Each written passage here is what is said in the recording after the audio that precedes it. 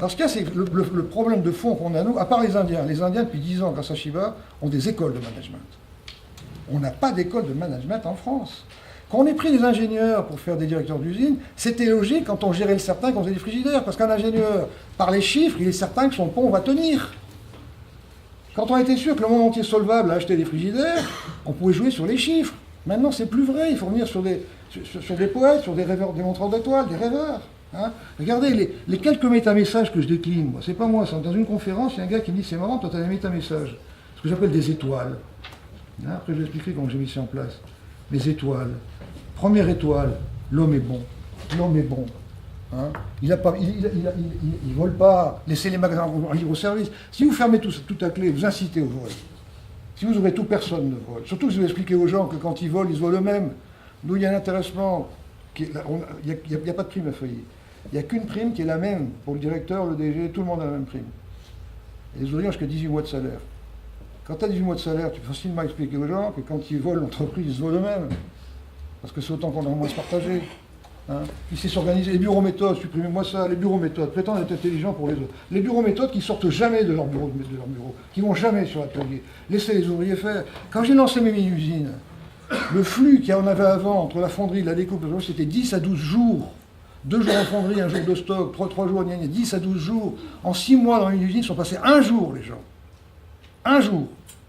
Quand je tournais, ils me disaient, attends, monsieur, on prend pas une goulotte, là, je dis, attends, oh là là, ouf. Si on passe par ces entretiens, c'est râpé. J'ai fait venir 2 professeurs techniques de lycée qui ont appris aux dames, je suis toujours passé par les femmes, moi, pour 2 raisons. 1, elles sont plus intelligentes. C'est factuel, hein. On le sait d'ailleurs, nous. C'est pour ça que nous qui avons inventé le langage, on a inventé le mot féminin, féminus, la foi minimum. On vous accorde une âme que depuis très peu de temps. Les Suisses, il n'y a pas longtemps d'ailleurs, qui donnent le droit de vote à leurs femmes. C'est pour te dire à quel niveau. Hein. Jusqu'à présent, les Suisses, les femmes, c'est que tu balayes, hein, mais le droit de vote, tu ne touches pas. Hein. Féminus, foi minimum. Hein. Et puis l'autre chose, c'est quand les femmes font quelque chose, d'abord, quand vous faites confiance à des dames, elles sont tellement contentes qu'on fasse confiance qu'elles s'éclatent. Et quand les femmes peuvent faire quelque chose, jamais un homme dira qu'il ne peut pas le faire. Et tu as gagné beaucoup de temps. Donc, ils ont appris aux dames à plier de la tôle et à souder. J'ai mis des postes à souder dans les usines. Alors évidemment, les cadres, ouais, ils vont se brûler, foutez-moi la paix, jouez dans votre cour. D'accord et en 6 mois, on est passé à 1 jour de flux. On est passé de 12 jours à 1 jour. Je ne sais pas si vous vous rendez compte. Jamais un bureau d'études m'a répondu ça. Parce qu'il ne raisonnait pas à côté, lui. Il m'aurait sorti des trucs avec des robots. Non, c'était des goulots, des petits tapis, des trucs de rien du tout, qui coûtaient rien. Hein mais alors ça aussi, arrêtez de raisonner en dessous. Les outils japonais, j'ai mis longtemps à comprendre ça, les outils japonais qui sont remarquables. Le Japon à l'échelle de l'Asie, c'est la Corse à l'échelle de l'Europe. Je vous assure, regardez sur une carte. Il n'y a pas plus de matières premières en Corse qu'au Japon. Vous imaginez la Corse, première puissance industrielle d'Europe, vous ? Le Japon est 2e puissance mondiale quand même encore. Hein. Allez voir ce qui se passe au Japon. Les outils japonais ne valent que si on supprime toute référence au coût, à l'argent en fabrication. Le TPM, le KN, tout ce que vous voulez, le SPC, il n'y a pas de coût. Supprimez cette notion de coût, c'est abstrait. Cherchez une unité de mesure factuelle, nombre de pièces bonnes à leur payer, ça c'est factuel. Alors il faut faire simple, hein. Lancez ça il y a 30 ans, le comptable, ouais, ça dépend des pièces, je fais pas chier. Oui, mais fais pas chier. Quand on fait 200 et qu'on fait 210, ça fait bien 5%. Oui, mais ça dit, non, m'emmerde pas. Après la qualité de... C'est quoi une pièce bonne? C'est une pièce qu'on a chargée dans le camion. Oui, mais peut-être, m'emmerdez pas, c'est une pièce qu'on a chargée dans le camion. Voilà, là. Hein. Vous êtes payé 8 heures. Oui, mais pendant... Non, on est payé 8 heures, point barre. On a chargé 1000 pièces. 1000 pièces par 8 heures, c'est combien de pièces à l'heure? Point barre. Voilà, hein, restez simple. Ayez au moins une unité de mesure. Qui parmi vous a une unité de mesure factuelle pour faire dans son boulot? Levez la main. Très bien. Deuxième état valeur. Il n'y a pas de performance sans bonheur, c'est l'évidence même, bon sang. Être heureux, c'est autonome, et autonome, c'est une abstraction. S'auto-organiser, ça, c'est pas une abstraction. Laissez les gens choisir leur équipe, changer d'équipe, changer même du secteur d'usine s'ils ont leur capacité. Laissez les gens changer de machine quand ils en ont marre, mais pas de donnant, ça, tu veux bien m'échanger, etc. Laissez les gens s'auto-organiser, bon sang. Qu'est-ce que vous en avez à foutre de ça? Ce qu'il faut, c'est que le client vous aime. Hein. Mes mini-usines, moi, j'ai qu'un seul indicateur, c'est le cash flow. Et mon patron n'avait que cet indicateur. Tant que j'ai à peu près 20% de cash flow, je ne vais pas plus loin, c'est le maximum que mes clients tolèrent. Pas d'aller plus loin, mes confrères sont dans le rouge, mais au mieux, ils font 4-5%, donc il y a de la marge. Hein. D'accord? Je ne vais pas plus loin. Si vous commencez à mettre des indicateurs pour une usine, vous créez des tensions. Les ouvriers, eux, leurs propres indicateurs, ils ont leur TPM à eux. Ils ont leur SPC à eux. Ils suivent leur écart-type. Ils connaissent la courbe de Gauss. Ils connaissent tout ça, on leur a appris. On dépense 10 à 12% de la masse salariale en formation. Ça, c'est la base de Favy. Formations qui ne sont pas des congrès à Nice. La plupart des boîtes ont fait des congrès à Nice dans la formation. C'est de l'argent foutu en l'air, ça. Et dans l'IETAR, c'est très bien aussi de faire des congrès. Hein. Il n'y a pas de parents sans bonheur, c'est le boulot essentiel d'un patron. Comment faire en sorte qu'une maman qui se lève à 3h30, qui sait qu'elle a un gamin malade, qui a de la fièvre, puisse quand même faire ses pièces tranquillement. C'est pas évident ça. Et encore une fois, c'est aujourd'hui. Le film, là, il va vous le donner, le film. Hein. Il y a un petit film, un extrait de film. Donc vous le regardez, mais ne mettez pas sur le web. Hein. Après le regarder. Vous verrez, même moi j'ai appris des trucs dans ce film-là. C'est dur la vie d'ouvrier, vous savez. C'est pas... Et encore, nous on été après entreprise QSE, c'est quand même propre sur nous. QSE, qualité, sécurité, santé, l'environnement, en 2002, avant le centrale nucléaire. On est la référence. Putain, il faut le faire, d'être ouvrier. Hein. Qu'est-ce qu'il y a comme métaclimage? Le contrôle rapporte, le coût du contrôle est supérieur au coût. C'est évident, c'est une évidence. Supprimez tous ces contrôles. Alors, dans les gens qui contrôlent, vous avez un savoir qu'on peut mettre au bureau d'études. Vous avez un savoir qu'on peut mettre sur la route. Hein, on manque de commerciaux. Le plus dur dans la vie, rappelez-vous quand vous étiez jeunes, messieurs, le plus dur, c'est toutes les nanas à poil dans le lit consentantes. C'est ça le commercial. Les tirer, c'est la fabrication qui ne nous emmerde pas.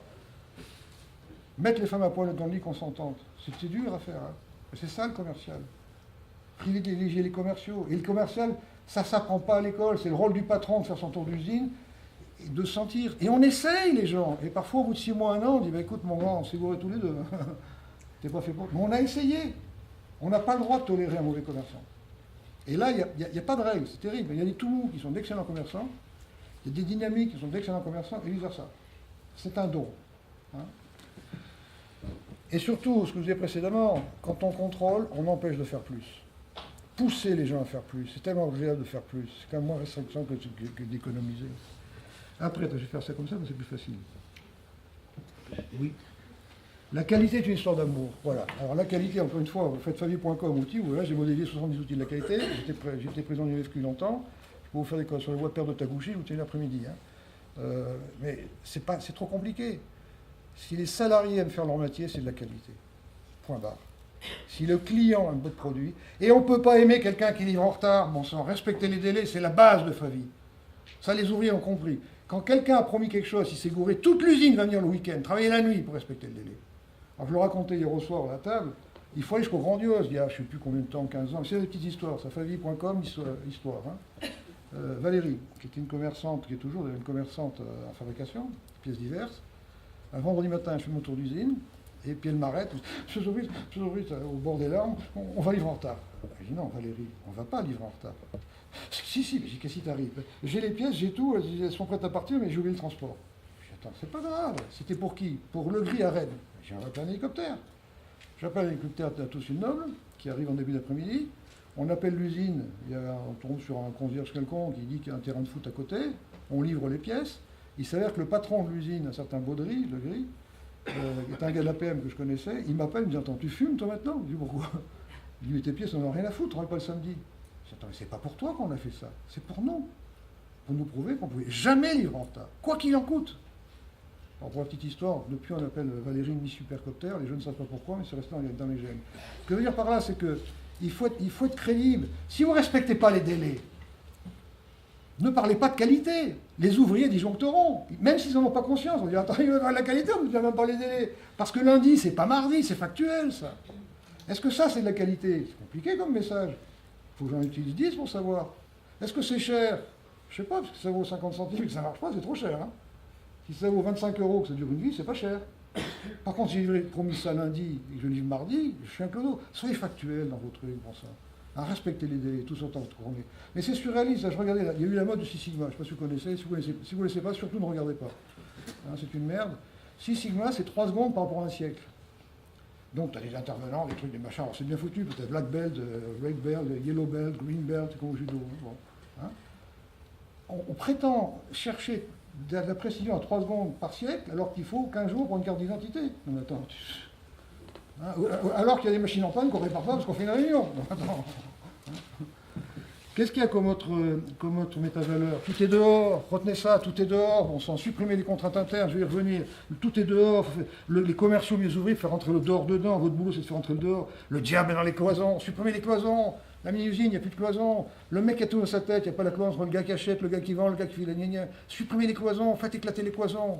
Hein. Là, j'ai gagné 5 commerciaux, parce que chacun d'entre eux est devenu un commercial après. Mon chef de projet du commercial, le gars des achats, là, il a appris aussi. Oui, j'en ai fait des commerciaux. Hein. Mais toi aussi, tu en as 13 de commerciaux, c'est rarissime. Hein.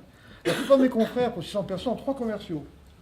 Un pour l'export, un pour la France et un directeur commercial, qui fait chier les 2 autres. C'est surréaliste, mais je vous assure que je n'exagère pas. Hein. Le pauvre directeur commercial, qu'est-ce qu'il fait? Il se nourrit de rapports, de comptes rendus, d'objectifs, de tout. Putain, mais foutez-le sur la route si vous en avez 3. Quoi. Le diable avec cloison. Le pourquoi prime le comment. Pourquoi expliquer pourquoi. Le chef d'orchestre, encore une fois, il va voir le violoniste directement. Et puis il dit, tu joues ça comme ça parce que je le sens comme ça. Il ne dit pas, tu manies l'archer. Et en fonction de la possibilité du gars, il va moduler son pourquoi. Il faut que le pourquoi et le comment se confrontent. Vous imaginez le chef d'orchestre avec ce que je vous ai montré tout à l'heure, avec un directeur technique, un chef de fabrication, un chef de l'atelier, des cordes, un chef des violons. Putain, sa vision ne descend jamais. On tombe dans le grotesque. Vous savez qu'il y a une espèce de règle humaine qui fait que plus on est loin, plus on est con. Moins on est loin, moins on est con. D'accord? Donc dans la fabrication en ligne, quand il y a une pièce mauvaise qui arrive au bout, le con du début pense que ça vient du con de l'autre bout, et le con du bout pense que ça vient du con du début. D'accord? Donc les Japonais ont fait la formation des DU il y a très longtemps. Hein. Leur chaîne de fabrication sont en U. C'est-à-dire que le premier et le dernier sont dos à dos. Mais ils se touchent, hein. C'est vraiment ils se touchent. C'est pas un U très large, hein. Vous allez aller au Japon. Tous les 2 ans, j'envoie une trentaine d'ouvriers au Japon. Pas des cadres, pas des ingénieurs, parce qu'ils ne voient rien les ingénieurs. Hein. Les ouvriers, ça se met à 4 pattes sous les machines, il faut comprendre. Et là, ça ramène plein d'actions. Et donc, j'ai un patron éclairé qui dit, bah, putain, mais c'est génial ça. Hein, on va faire le truc en U, on va bien expliquer aux gens pourquoi, etc. D'accord? Comment ça se termine, ça, en bas? Un lundi matin, les mecs arrivent, voient les machines en U, ils contrôlent, ils disent, oh, c'est encore une idée de la direction. Voilà. La vision n'est pas descendue. Donc, sortez de votre bureau, comme le chef d'orchestre, qui va voir directement chaque instrumentiste. C'est les 3 conditions. Libre, si vous n'êtes pas libre, n'innovez que dans vos espaces de liberté. Déterminez quels sont vos espaces de liberté. Et n'innovez que dans ce domaine-là, parce que si vous innovez à côté, vous allez vous ramasser. Et tout le monde souhaite que vous ramassiez. Parce que tout le monde veut que ça change, mais pas pour lui. Si c'est dans votre espace de liberté, vous êtes libre de faire ce que vous voulez. 2, respectez vos intuitions. 3, il faut que votre pourquoi que vous portez descende jusqu'au comment. Comment j'ai mis ça en place? Ah ben là, les bases repères, je vais y revenir, parce que ça c'est plus puissant. Hein. Nous, on a un rêve partagé. Dans ta boîte, qu'est-ce qu'il y a comme rêve partagé? C'est pas immédiat, c'est pas évident. Bon, on a 2 limites. Parce que tout système a 2 limites. Les judo-chrétiens, on a 2 limites. Ne fais pas autrui ce que tu ne veux pas qu'on te fasse. Aime ton prochain comme toi-même. Tout ce que tu fais, c'est dans ses limites, est conforme à ta morale. Le couple a 2 limites. La fidélité morale, physique, intellectuelle. Et j'appelle ça la tendresse, la gentillesse. Tu peux faire tout ce que tu veux dans ses limites. Si tu touches à ses limites, ça capote. Hein? Les ricains ont 2 limites. Tu fais ce que tu veux aux États-Unis. Donc tu respectes la propriété privée. Quelqu'un qui brûle ta bagnole, tu tires dessus, tu n'es pas interrogé. Je ne dis pas que c'est bien, mais c'est comme ça. Et de l'autre côté, c'est la liberté. Hein, la liberté et respect de la propriété privée. Symbole, la vente des armes, la vente libre des armes. C'est le symbole. Tout système a 2 limites. Alors on peut aller plus loin, hein, les oiseaux, tous les systèmes hyper réactifs. Regardez les oiseaux, vous avez des centaines de milliers d'oiseaux qui volent. À un moment, il y a une buse qui arrive. Raf. Allez comprendre comment ça marche, ce bordel. Là, vous pouvez réfléchir tant que vous voulez, vous ne pouvez pas comprendre. Parce qu'il y a 2 règles, il y a 2 limites. Il y a toujours 2 règles dans tous les systèmes. Hein, d'abord, il n'y a pas de chef. C'est ça qui est intéressant. Hein, dans tout ce qui marche bien, il n'y a pas de chef. Il n'y a pas de chef chez les oiseaux. Il n'y a pas un chef, il y a une buse. Comment? Qu'est-ce que tu dis? On réunit le comité de direction. Vous êtes sûr qu'il y a une buse? Attends, on va faire une enquête. On va envoyer quelqu'un. Chez les abeilles, les fourmis, les termites, ils ont poussé la productivité jusqu'à centraliser la baise. Non seulement il n'y a pas de chef, mais il n'y en a qu'une qui baise, les autres ils bossent. C'est le summum. Hein, pour ça que les moines, ils gagnaient beaucoup d'argent. Hein, chez les oiseaux, il y a 2 règles. Quand un seul oiseau sur 10 000 ou 100 000 voit un danger, un seul, il se réfugie au milieu. S'il s'écarte, ça ne marche pas. La deuxième règle, c'est que chaque oiseau dans les 3 dimensions ne cherche pas à comprendre, il ne rentre pas dans les copains. Donc s'il y a un oiseau qui rentre, il pousse un oiseau, qui pousse un oiseau, qui pousse un oiseau. Et donc il faut 2 règles. Nous on a 2 règles, l'homme est bon. C'est-à-dire que si je trouve un tiroir fermé avec clé, je dis putain, l'homme est bon. Alors, sachez que en 30 ans, tous les bureaux ont toujours été ouverts. Jamais un ordinateur n'a disparu, jamais un stylo n'a disparu. Parce que quand vous habitez les gens comme ça se fait comme ça. Autre règle, l'amour du client. Quoi qu'on fasse, ça doit servir l'amour d'un client, interne ou externe. Ce qui ne sert pas l'amour d'un client, ça va à la poubelle. Moi, quand j'ai fait ça au début, j'ai foutu 60% des papiers. Je prends les papiers, c'est qui le client? Ah ben on a pensé que, je cherche pas à penser. C'est qui le client? Mais non, mais c'est un truc, on a pensé que ça vous intéresserait. Non, ça ne m'intéresse pas, pauvre poubelle. Hein, et quand le client est interne, on va voir le client interne. Je me rappelle une nana en qualité, Pascaline. Un jour, je passe, puis je vois sur son ordinateur, il y avait des camemberts, des trucs. Et je dis, c'est qui le client? Je dis, d'abord, c'est quoi ça? Ah ben, je me suis amusé, je dis, tu commences bien ta phrase, toi. Je me suis amusé à décomposer les défauts de fonderie, donc il y a les porosités, il y a les gna. Je dis, qui est le client? Ben, c'est les leaders, je leur donne ça parce que quand ils font leur réunion qualité avec les ouvriers, ils s'en servent. Je dis, on va les voir. On tombe sur un leader, je dis, qu'est-ce que tu fais de ça? Il me fait, j'ai pas besoin de cette merde pour savoir ce qui merde dans ma mini-usine. Je dis, parce que ma chérie, tu fais comme toute notre belle administration, parfaitement quelque chose de totalement inutile. Trouve-toi quelque chose d'aimable par ton client. Et au bout de 2 jours, elle m'arrête dans mes tours d'usine, elle me dit, écoutez, ça fait 2 jours que je dors pas bien, mais on a eu un défaut chez Volkswagen là, il y a 4 ans, et on contrôle toujours là, on n'a plus jamais eu de défaut. Je vais prendre toutes les gammes d'origine et remonter tous les flux pour supprimer tous les contrôles qu'on a rajoutés depuis la gamme d'origine. Voilà. L'ouvrier qui est ton client va aimer ça. Alors, ces 2 valeurs, on ne rigole pas avec. Hein. David, agent qualité, peut-être 10 ans d'ancienneté. On n'a aucune réunion formelle, mais on fait plein de réunions. Quand il y a un problème, on fait une réunion. Je fais une réunion, oui. J'ai demandé aux agents de qualité, à l'époque on avait service qualité, d'être parrain d'une machine. C'est-à-dire d'être parrain, pas de contrôler, hein, d'être à la disposition de l'ouvrier. Et puis je les reprenais de temps en temps. Et puis au bout de 2 mois, pour voir les actions qu'il a mis en place. Quoi. Et puis là, j'ai vu qu'ils n'avaient pas fait grand-chose. Et puis il y a David qui dit, Jean-Pierre, oui, puis il y en a marre, et vous, il y en a pour l'ouvrier. Moi, je suis un bac plus 3, je ne suis pas à disposition de l'ouvrier. Je dis, attends, David, ce que tu fais là, c'est grave. Tu sais qu'on a 2 valeurs de base. L'amour du client. Ton client à toi, c'est l'ouvrier. Oui, mais enfin, moi, je suis bac plus 3, puis il insiste. J'écoute David, c'est pas grave. Hein, je suis sûrement fatigué. Bon, c'est pas une sanction. Hein, c'est pas une sanction. Hein, je touche pas ton salaire, je touche pas ton statut. C'est une formation. Et en tant que patron, je peux t'imposer une formation. Tu vas passer sur machine pendant 6 mois pour savoir ce qu'est un ouvrier. J'irai pas, licencié dans l'heure qui suit. Licencié, plof. D'accord? Il était au prud'homme, il a perdu en plus. Mais il aurait gagné, c'était pas grave, je payais. Hein, quand il y a 2 valeurs, c'est comme quand on est cocu. On ne peut pas jouer avec ça. D'accord? Les valeurs, on ne joue pas avec. Vous voyez? Donc chez nous, il y a un rêve partagé, il y a un objectif commun, un seul objectif, toujours plus mieux pour moins cher. Toujours plus c'est mieux pour moins cher pour mon client. Que vous fassiez quoi que ce soit dans la vie, c'est toujours plus c'est mieux pour moins cher pour mon client. C'est darwinien. Darwin, c'est toujours plus c'est mieux pour moins d'énergie. Les espèces qui survivent, c'est les espèces qui font toujours plus c'est mieux pour moins d'énergie. Les dinosaures sont morts en cause de ça. Alors, moins d'énergie pour nous, ben, c'est le fric, parce qu'on est dans ce monde-là, c'est toujours plus c'est mieux pour moins cher pour mon client. C'est le seul objectif, qu'on soit patron ouvrier. Et moi, je faisais mon tour d'usine dans les outils. Qu'est-ce que vous trouvez plus c'est mieux pour moins cher pour les outils, les fondeurs? J'aimerais les fondeurs, qu'est-ce que les trucs? Voilà, il faut le porter, les trucs. Ok? Un rêve, 2 valeurs. Unité de mesure, nombre de pièces bonnes à leur payer. Ayez une unité de mesure, mais factuelle. Une unité de mesure qui va vers le plus, pas vers le moins. Baisser les coûts, ça va vers le moins. Faire plus de pièces à leur payer, ça va vers le plus. Vous voyez, mais ayez ça, puis portez-la, c'est une unité de mesure. Et solidarité, j'y reviendrai. Alors, comment j'ai mis ça en place? Attends, il faut que j'arrête dans une demi-heure. Comment j'ai mis ça en place?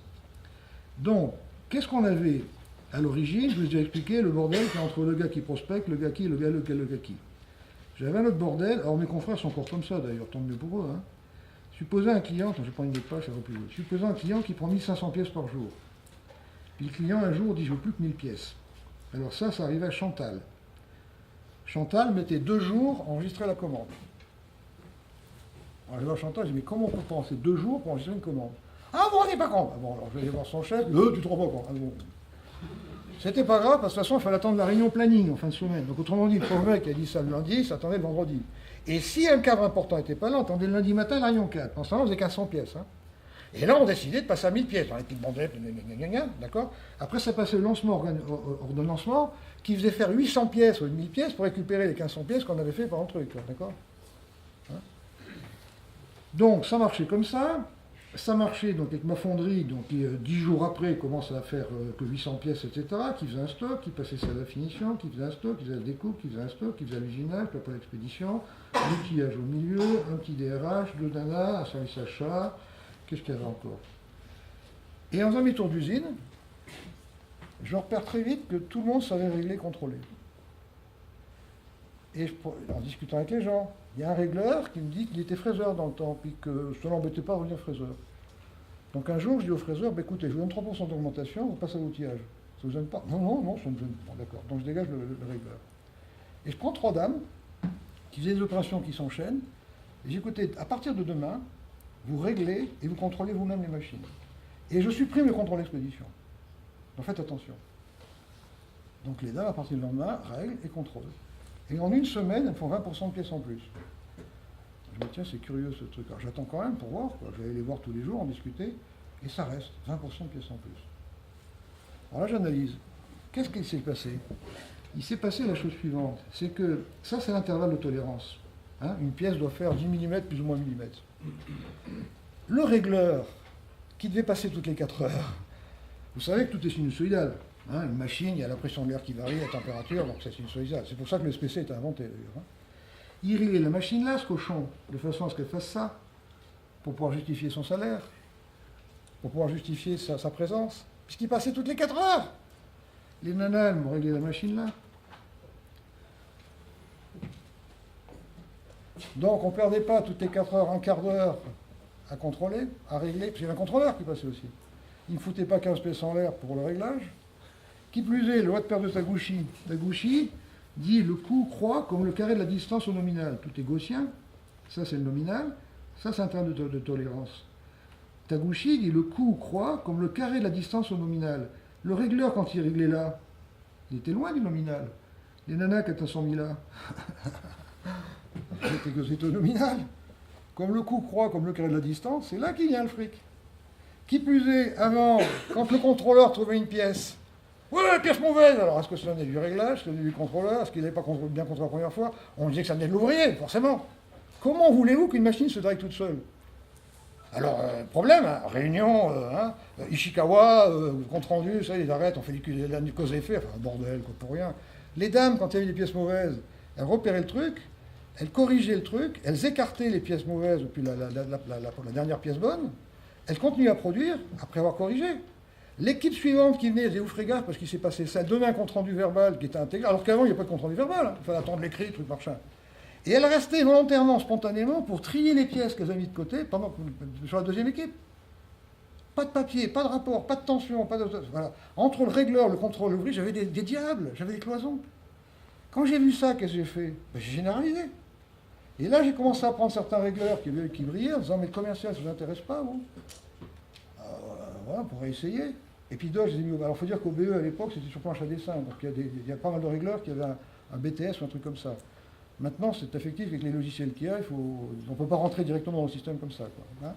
Donc, petit à petit, j'ai sorti dans ma structure les gens pour les mettre soit sur la route, soit au BE, soit dans le chiffre d'affaires, soit dans la valeur ajoutée.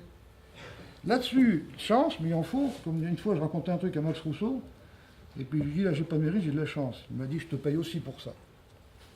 Hein? Chance. On faisait à l'époque que du siphon de lavabo et du comptoir d'eau. Et on avait une pièce automobile d'un alliage que je l'avais développé avant, avec Simca. Et avec un gars du laboratoire de Simca à Poissy, qui entre-temps s'était retrouvé aux achats. Le gars m'appelle, on se retrouve tous les deux. Ah, Zobris, t'es patron de la famille? Ouais. Ben toi, t'es aux achats? Ouais. Ouais, dis, j'ai regardé ton dossier, là, vous avez qu'une pièce, mais ça marche bien, il n'y a pas de problème, vous venez les délais, il n'y a pas de problème. On sort une nouvelle boîte de vitesse, tu vas faire la boîte de vitesse, tu as 1 an pour la démarrer. Ça doublait le chiffre d'affaires en 1 an. Et là, je me dis, si je travaille dans ce bordel-là, je m'en sortirai jamais, quoi. Entre le bureau d'études, le truc, machin. Bon. Alors j'ai une idée, je crée un truc que j'appelle une mini-usine. C'est-à-dire que j'y prends 30 ouvriers et ouvrières, et je leur dis, voilà, continuez à travailler là où vous faites là, commencez à vous préparer intellectuellement, les machines vont commencer à arriver au fur et à mesure. Hein, alors c'est le BE qui faisait tout à l'époque. Hein. avec le BE. Allez au BE tous les soirs, passez 1 heure pour voir ce qu'ils font, si vous êtes d'accord avec eux, qu'ils vous expliquent, parce que c'est vous qui ferez ces pièces-là. D'accord? Et alors, évidemment, tout cela, ils rigolaient. Hein. Ils arrivaient à se ramasser la gueule, le PP, là. Non, je n'étais pas PP, j'avais à peine 40 ans à l'époque. Hein. Mais ils rigolaient, mais ça leur enlevait rien. Puis c'est des nouvelles machines qu'on met en place, ça leur enlevait rien.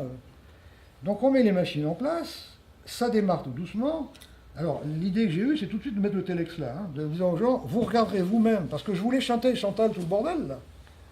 C'est parce qu'il y avait ce bordel entre Chantal, vous savez, la réunion planning, gna gna gna. Il faut faire quelque chose, on devient fou. Donc pour chanter ces gens-là, j'ai mis le Telex dans le truc. Vous voyez? Alors, cette notion de faire en allant, c'est Picard ça aussi, hein, faire en allant. Tout mon système, je l'ai fait en allant. C'est-à-dire que je n'ai pas réfléchi un jour en disant si les dames règlent les contrôles, ça va augmenter la production. Non, c'est pas vrai. J'ai fait en allant. Hein. De même que instinctivement, j'ai dit, et je supprime le contrôle expédition. Parmi les nombreux émules que j'ai fait, bon nombre d'émules me disent ouais, mais j'ai fait comme toi, mais ça n'a pas marché. Ah, explique-moi. Ah ouais, mais j'ai dit aux gens, vous faites, etc. Puis ça n'a pas marché. J'ai dit est-ce que tu as supprimé le contrôle expédition? Ah bah non, quand même. J'ai dit voilà, c'est pour ça que ça ne marche pas. Si tu laisses une barrière quelque part, les dames en question, elles auraient dit attends, c'est peut-être pas bon, mais ça peut-être que ça va passer. Quand elles sont en prise directe avec le client, elles ne peuvent pas se permettre de dire ça. Qui plus est, contrôle expédition, voyons quand je fais le contrôle, comment ça foutait? L'autre con, il va nous virer. Hein, donc il va faire tout ce qu'il peut pour prouver qu'elle ne travaille pas bien. Pour qu'on remplace. Vous voyez, quand on fait la confiance, il faut qu'elle soit totale. C'est comme avec nos femmes. Hein. Je vous faites confiance, mais vous téléphonez pour savoir si elle est à la maison, ça ne va pas durer longtemps le truc. Hein. Quand on fait confiance, il faut que ça soit total la confiance. Il ne s'agit pas de dire j'ai confiance, mais enfin quand même, on ne sait jamais, je mets un contrôle expédition. Non, ça ne marchera pas, c'est sûr. Et donc, je mets le Telex là, et ça démarre. Et le premier jour où ça démarre, c'est eux qui m'arrêtent. En disant ça serait bien qu'il y ait quelqu'un qui coordonne. On a pensé que ça serait Bernard et il est d'accord. Donc j'ai dit ok, on va appeler le leader. J'ai pris le leader. Hein, et c'est quelques temps après que j'ai pensé au commercial. Hein, cette notion de commercial, et puis il faut quand même que faire rentrer le dehors dedans. Hein, et je veux que le commercial ne finisse pas par m'acheter. Je suis sûr qu'il m'achètera ce que veut le client, puisque c'est lui qui a tout négocié avec le client, qui a vu avec le BE, qui a suivi l'affaire. Mais il risque de m'acheter quelque chose qui ne se monte pas bien, malgré que ce soit lui qui ait choisi les machines. Donc j'ai dit, tu vas mettre ton bureau au milieu des machines avec le leader, en face du leader. Hein, et c'était aussi pour qu'il fasse rentrer le dehors dedans, hein, qu'il explique aux ouvriers pourquoi. Pourquoi on fait 10 pièces en plus. Mais comme je vous l'ai dit, hein, c'est putain, on a emmerdé chez vous. Voilà, c'est ça, voilà, l'ouvrier c'est. Ah ouais. Non, mais ouais. Si on ne gagne pas 20 pièces, on va se faire avoir. Attends, 20 pièces, merde, c'est dur à gagner. Voilà, bref, voilà. Mais il y a un dialogue qui s'instaure. Qu'est-ce que je constate? C'est que d'abord, la réactivité est instantanée. C'est-à-dire, les mecs arrivent le matin, puis ils disent le client ne veut pas 1500, mais 1000 reste à la maison. Donc, j'ai plus mes 10 jours de stock. Donc, j'ai plus besoin de planning, plus besoin de lancement, plus besoin d'ordonnancement, plus besoin de tous ces trucs-là. Et puis, je constate qu'en 6 mois, ils ont un flux d'1 jour. Donc, plus de gestion des stocks, puisque j'ai plus de stock. D'accord? Comme ça a marché, qu'est-ce que j'ai fait? Après, j'ai fait une mini-usine compteur d'eau. Et j'ai commencé à déshabiller. J'ai fait une usine sanitaire et j'ai commencé à déshabiller. À un moment donné, le chef de fonderie me dit, mais qu'est-ce que je vais faire moi, maintenant? Puisque mes machines sortent. Entre-temps, je rencontre Shiba. Et Shiba, je lui explique. Je dis, monsieur Shiba, j'ai un problème. C'est que, et je sympathise avec lui pour différentes raisons. J'ai un problème qui est le suivant, monsieur Shiba, lui dis-je. C'est que nous, Favi, on est une boîte qui a toujours changé. On a démarré en siphon de lavabo, après-guerre, parce qu'en 1947, le siphon de lavabo, c'était un nouveau marché. Parce qu'avant-guerre, il n'y avait pas le tout à l'égout dans les villages et dans certaines villes. Donc il n'y avait pas de remontée d'odeur. Quand on a mis le tout à l'égout, il y a eu des remontées d'odeur, donc il fallait un siphon. Donc c'est un marché important. Et puis le siphon est passé en plastique. Heureusement, on a trouvé un alliage qui venait à 100 bars, donc on a fait un compteur d'eau. Maintenant, les compteurs d'eau sont faits en Chine. Et puis après, on a trouvé l'automobile. Alors on équipe 60-70% du marché automobile. Et on était quelque part par là. On était à peu près à 25%. Et je dis à Shiba, voilà, on a 25% du marché européen, je ne pense pas qu'on ira plus haut, parce que je ne pouvais pas penser qu'on ira à 60%. J'ai essayé les combines du marketing classique, ça ne marche pas. Alors on a fait les sprinklers, parce que moi je vous montre ce qui a marché, je ne vous montre pas ce qui n'a pas marché. Hein. Ça ne marche pas, etc. Et Shiba me dit, ah, j'ai une matrice, il m'explique une matrice. Alors, je rentre à l'usine avec cette matrice, et on joue avec ça, avec des post-it hein, pour faire des diagrammes d'affinité. Hein, ça aussi, diagrammes d'affinité sur le web, on fait diagrammes d'affinité, Shiba, tout ça. Cultivez-vous. Pensez à la bascule. Hein. Ceux qui n'innovent pas, ils vont redescendre en marche arrière. Hein. Innovare, nouveau, signaux faibles, essayez chances au hasard. Lisez Shiba, il a des outils qui permettent de détecter les signaux faibles, des outils qui permettent de passer plus facilement de signaux faibles à l'innovation. Et on joue avec ça, et il y a un brave ouvrier, alors c'est des groupes pluridisciplinaires, etc., qui regarde tous les post-it, puis qui dit c'est marrant, c'est marrant. On a un alliage qui résiste à la corrosion, on a un alliage qui résiste à une autre type de corrosion, on a un alliage qui résiste au frottement, enfin on a 12 comme ça. On n'a jamais rien fait qui conduit l'électricité. On se dit merde, c'est quand même vrai ça. Je dis au chef de fonderie, injecte-moi du cuivre pur à 100% d'IACS, la conductivité parfaite. Il essaie, il n'y arrive pas. J'appelle l'Anvar et Laris qui me dit, ils font une enquête, il me dit, personne ne sait faire. Et je dis à mon chef de fonderie, crédit limité, tous les moyens que tu veux, injecte-moi du cuivre pur, à haute conductivité. Il me dit pourquoi faire? Je ne sais rien. Mais si on fait un truc que personne ne sait faire, on gagnera de l'argent. Il met 4 ans. Entre-temps, je faisais déjà des conférences, à Pem-Moselle, je tombe sur Buchenheimer, qui était le patron de Grundfos. Et puis à table, on discute. Tu fais quoi, toi? Moi, je fais des cuivreux. Oh, alors Grundfos, ils font des pompes. Hein. Il me dit, attends, il y a un truc qu'on sait depuis 1920 en théorie, mais personne n'y arrive à le faire. Sur les moteurs asynchrones, si tu remplaces l'aluminium par du cuivre pur, à haute conductivité, ça double le couple, ça diminue le volume. Grosso modo, le cuivre que tu mets au rotor, c'est le cuivre que tu récupères au stator, d'accord? Ça baisse la consommation, enfin, ça remplace le beurre, les mariés absents. Ça baisse la température de 15 degrés, or un moteur, double de vie, chaque fois on baisse de 5 degrés, un moteur électrique. Bref. Et je dis, je sais faire. Il me dit, tu déconnes? Je dis, non, je sais faire. Donc ils m'envoient des trucs, on fait des prototypes, et c'est comme ça qu'on fait des moteurs électriques. Hein, donc on est parti là-dedans. Alors c'est long à percer, parce que, comme il y a plein de gens qui ont déjà essayé, qui ne sont pas arrivés, hein, quand on est voir Siemens, alors maintenant ça commence à venir. Hein, ils ont dit, non, on l'a déjà essayé, ça ne marche pas. Quoi. Donc, mais ça fait, je sais pas, comme on vit bien, on a le temps, pas pressé.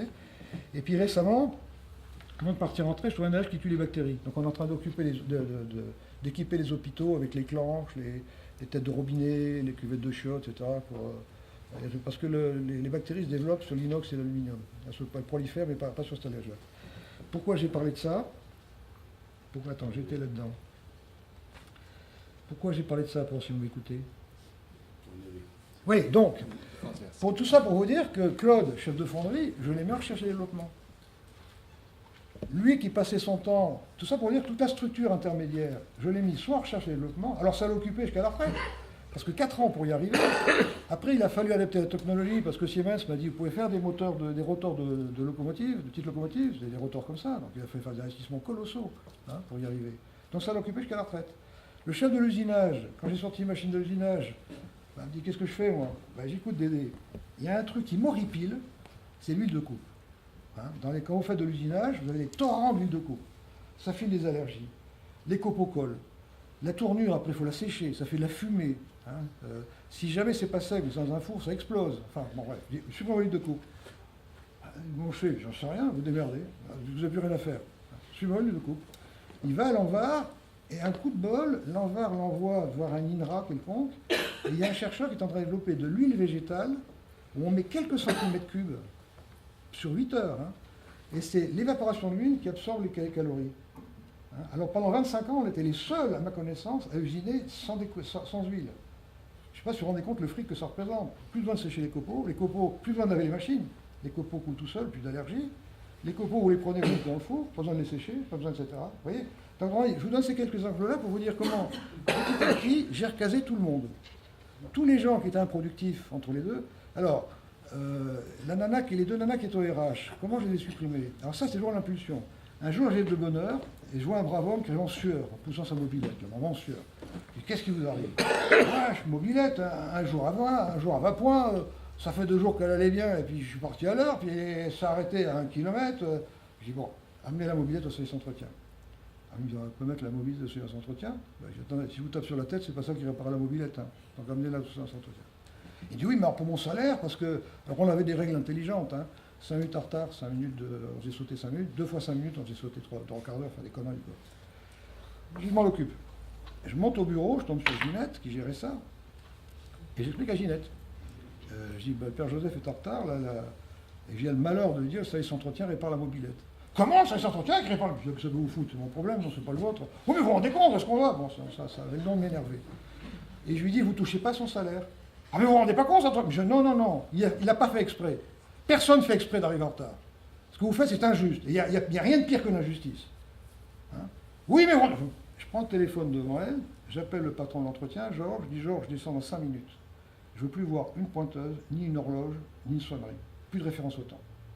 Ginette appelle son chef, ineffable Coquet, responsable administratif, comptable, autoproclamé DRH. Hein. qui rappelle Georges, non, tu ne touches pas à la pointeuse, c'est pas à nous, elle est en leasing. Je descends, et effectivement, autour de la pointeuse, vous savez, les pointeuses qu'on avait dans le temps, il y en avait deux d'ailleurs, qui étaient petits casiers là. Bon. Et je vois mes mecs qui étaient autour, avec le fameux Georges, qui me dit, je suis embêté parce que il y a Hervé qui m'a dit que c'était pas nous, j'ai fait pas chier les pieds de vie. Et moi-même, j'ai déarraché tout, j'ai tout coupé, j'ai foutu ça à la poubelle, j'en ai rien à foutre. Et je fais le tour de l'usine, alors les mecs commencent à gratter la tête pour démonter les horloges. Je suis monté sur l'échelle moi-même, j'ai tout arraché, coupé, j'ai fait un court jus d'ailleurs, puis en gros, schlag, etc. Inconsciemment, j'ai viré la référence au temps. Et j'ai réalisé après que tant qu'il y a une référence au temps, les gens travaillent pour un temps. Tu ne peux pas faire apparaître le client si tu as une référence au temps. Mais je l'ai fait à l'impulsion. D'abord parce qu'une sonnerie, stop, faut arrêter de travailler. Ils arrêtent, c'est con. Alors qu'est-ce que je découvre? C'est que les mecs avant étaient à 5h30 devant la pointeuse, souvent, puis ils babénaient, ils discutaient, ils pointaient à 6h, puis après ils allaient se laver les mains. Puis ils étaient sur la machine à 6h20, quoi. Avant, après, ils étaient à 5h30 sur la machine. Ils discutaient, mais les mains étaient déjà lavées. Ils étaient déjà en bleu. Et ils démarraient souvent un peu avant, parce que tout en discutant, ils mettaient de l'ordre. Le soir, combien de fois j'en ai vu qui restaient finir de la benne? Parce que c'est humain, c'est logique. Hein, et j'ai jamais eu de problème. Avant, c'était est-ce que c'est 6h mal lavé, douche prise, pas lavé. On n'en a jamais pu parler, ce truc-là. Hein, restaient les primes. Alors les primes, c'est toujours pareil, un signal faible. Je suis monté aux usines, et un jour, je vois un fondeur qui ferme la fenêtre. Nous, on injecte entre 1000 et 1300 degrés, donc il fait chaud.